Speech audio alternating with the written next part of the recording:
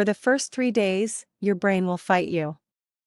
By day 7, your cravings begin to crack. By day 14, your skin may actually look different. And somewhere around day 30, many people notice something shocking: they don't want sugar anymore. Not because they suddenly developed superhuman discipline. Because their body changed.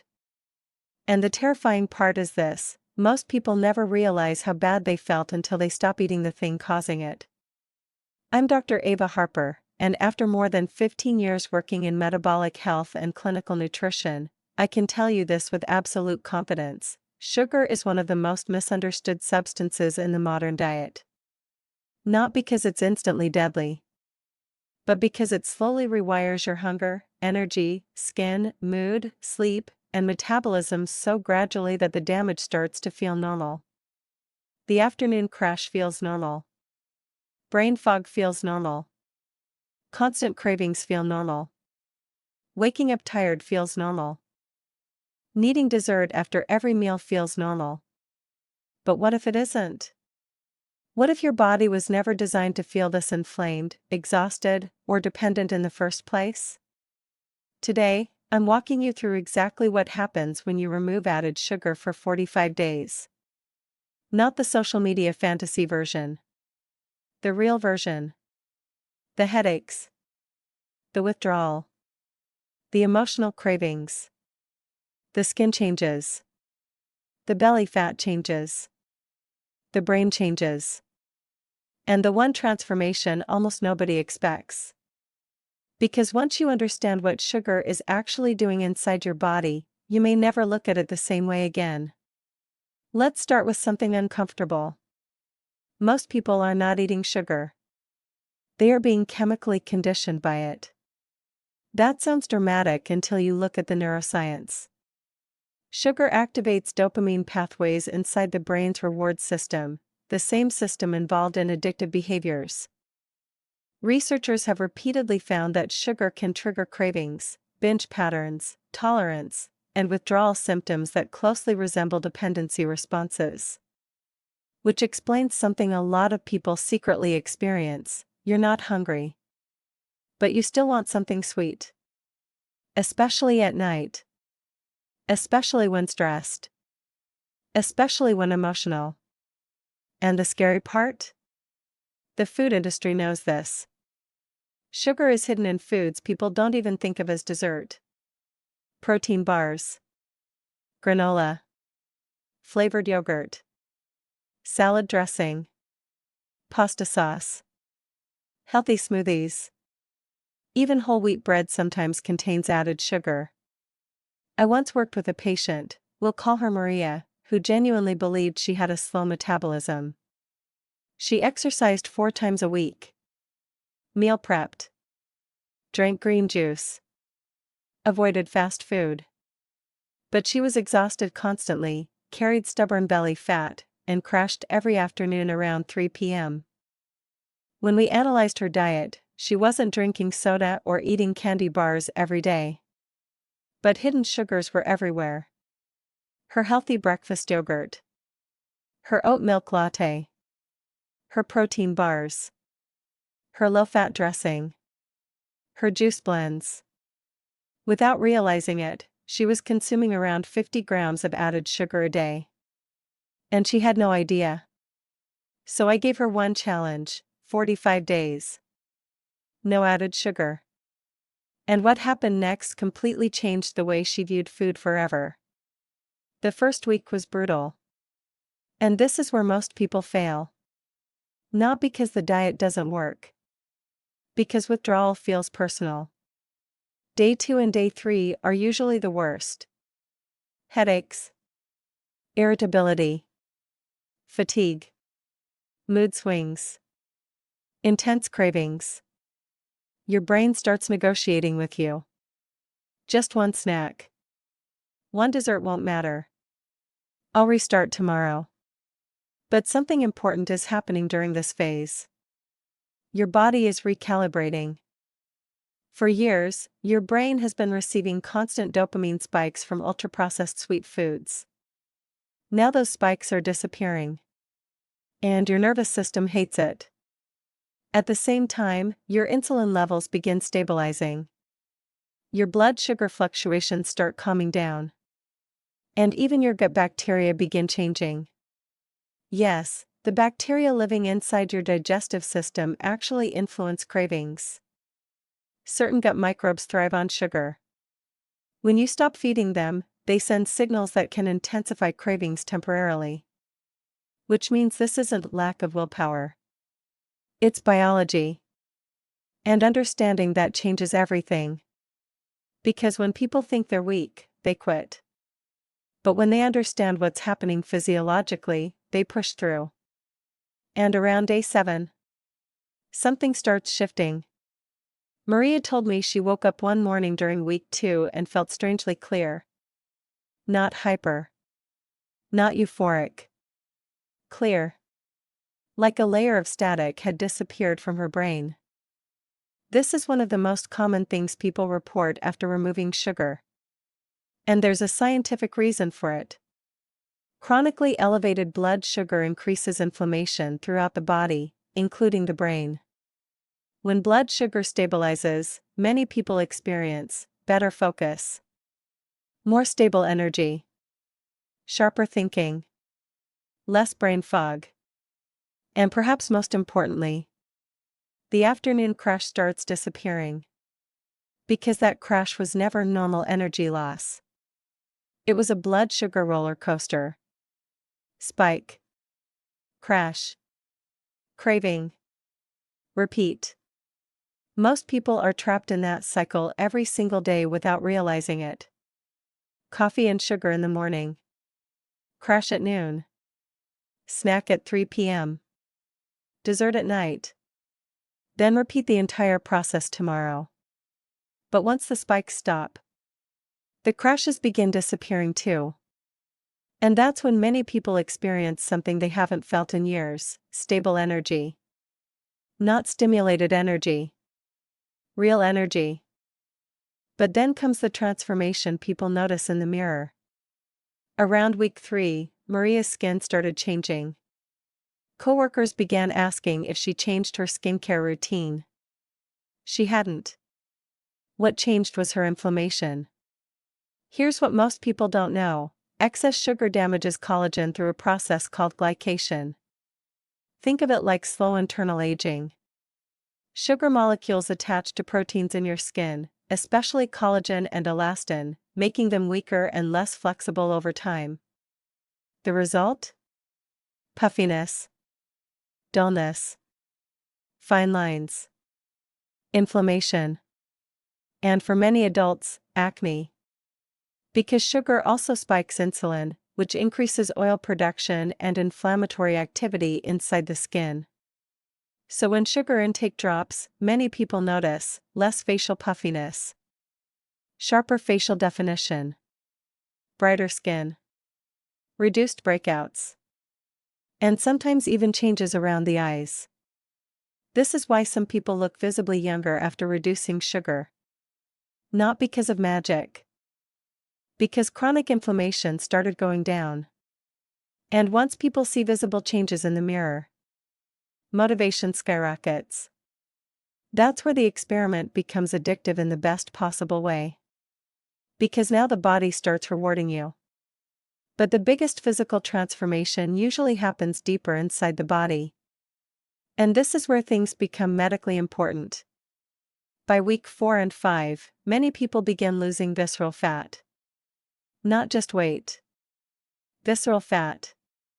This is the dangerous fat surrounding internal organs, especially around the liver and abdomen. And sugar plays a massive role in its development. Especially fructose. Unlike glucose, which can be used throughout the body, fructose is processed primarily in the liver. When the liver receives more fructose than it can handle efficiently, excess amounts begin converting into fat. Over time, this contributes to fatty liver disease, insulin resistance, high triglycerides, metabolic dysfunction, and stubborn abdominal fat. This is why some people work out constantly and still can't lose belly fat. Their hormones are stuck in fat storage mode. But when sugar intake drops significantly, insulin levels begin stabilizing. And when insulin stabilizes, your body becomes far more willing to burn stored fat. Maria lost 11 pounds during her 45 days. But what shocked her wasn't the number. It was where the fat disappeared from. Her stomach, her face, her waistline. And she kept saying the same thing, "I don't feel swollen anymore." That sentence is more important than people realize. Because inflammation changes how your entire body feels. And when it decreases, people often describe the experience almost emotionally. Like returning to themselves. Now here's the part nobody talks about enough. The emotional relationship with sugar. Because eventually, this experiment stops being about food. And starts becoming about awareness. Many people use sugar as emotional regulation. After stress. After arguments. After long work days. After boredom. As reward. As comfort. As relief.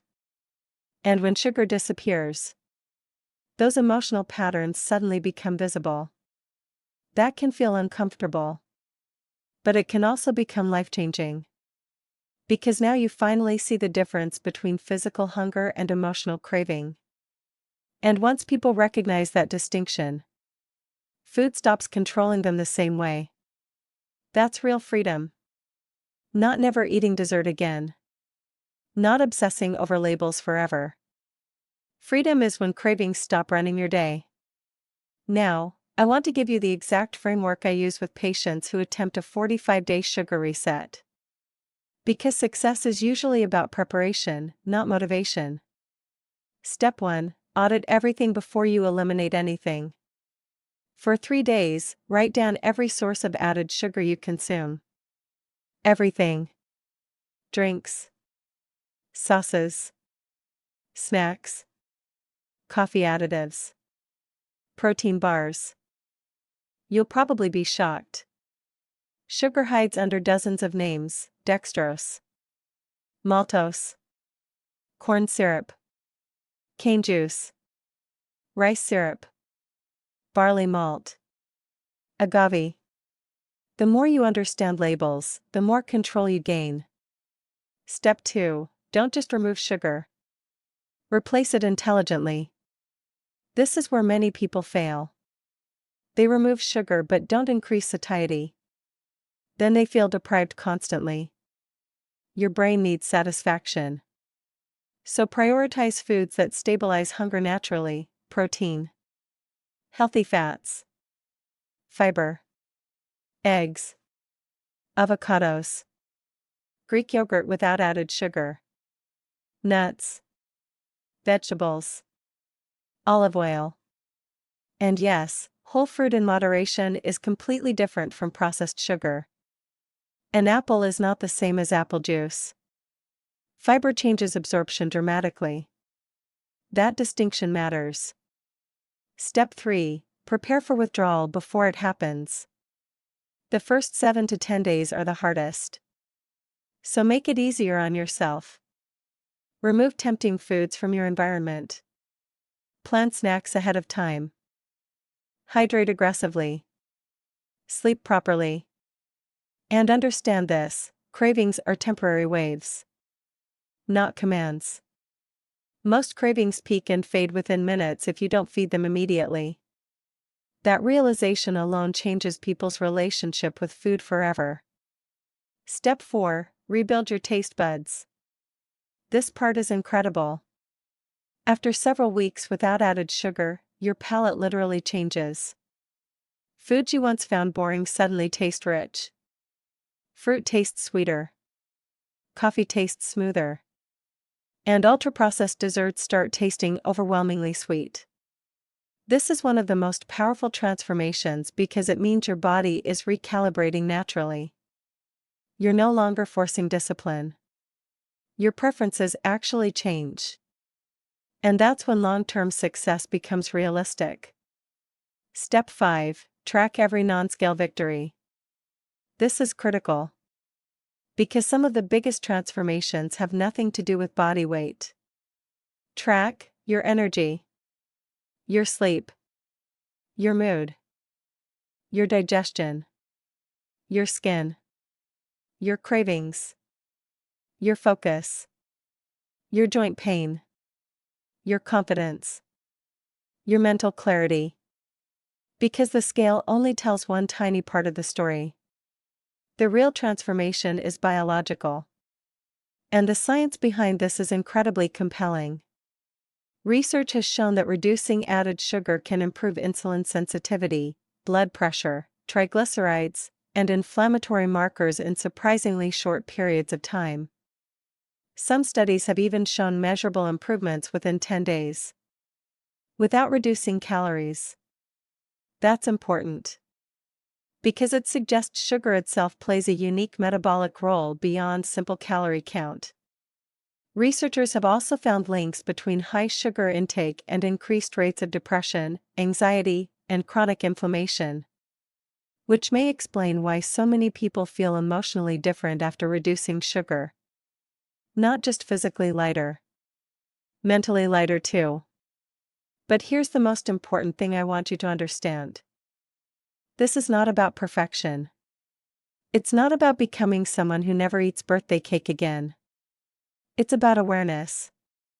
Most people have never experienced what their body feels like without constant sugar exposure. They think exhaustion is adulthood. They think cravings are personality. They think brain fog is normal. Until one day they remove the thing causing it. And realize how different life can feel. That realization can be genuinely emotional. Because once your body remembers stability, it becomes very hard to ignore chaos. After Maria completed her 45 days, she eventually reintroduced occasional treats. But something fascinating happened. She didn't spiral anymore. One dessert didn't become 5 days of cravings. One sweet meal didn't trigger binge eating. Because her relationship with sugar had changed. She was no longer reacting automatically. She was choosing consciously. And that may be the biggest transformation of all. So if you've ever tried quitting sugar before and failed, that doesn't mean you're weak. It means your biology was fighting to maintain a pattern it had adapted to. But adaptation can change. Cravings can change. Energy can change. Your body can change. Sometimes faster than you think. And maybe the most shocking part of this entire experiment isn't the weight loss, or the skin changes, or even the reduced cravings. Maybe it's realizing how abnormal you felt before. Because your body was never designed to run on constant spikes, crashes, inflammation, and dependency. And sometimes, 45 days is enough to finally prove it. I'm Dr. Ava Harper, and this is the Health Truth Code, where we don't just tell you what to do. We tell you why. And that why can change everything. I'll see you in the next one.